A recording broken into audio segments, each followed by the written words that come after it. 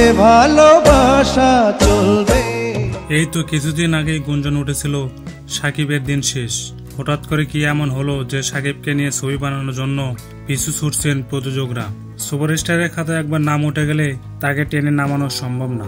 ব্যক্তিগত জীবনে যত সমস্যা থাকুক না কেন, কোনো প্রভাব তার উপর ফেলতে দেয় না তার ভক্তরা।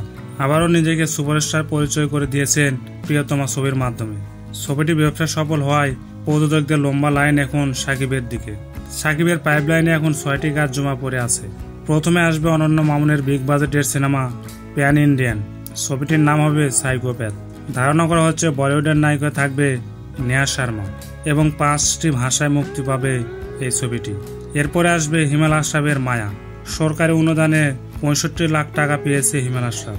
এই ছবিতে ইদিকা পাল থাকবে কিনা তা পরে জানা যাবে। তারপরের সিনেমা হবে রাজকুমার। এই ছবির কাজ অনেক আগে করার কথা থাকলেও ডলারের দাম বাড়ার কারণে তার হয়ে ওঠেনি। এরপরে থাকবে সনি সানোয়ারের পরিচালনায় শের খান। পুলিশ চরিত্রে অ্যাকশন থ্রিলার মুভি এটা। বদিউল আলম খোকনের পরিচালনায় থাকছে নীল দরিয়া। এরপরের সিনেমা করবেন ওয়াজেদ আলী সুমন পরিচালিত অন্তরাত্মা। এতগুলো ছবি এখন মুক্তির মিছিলে।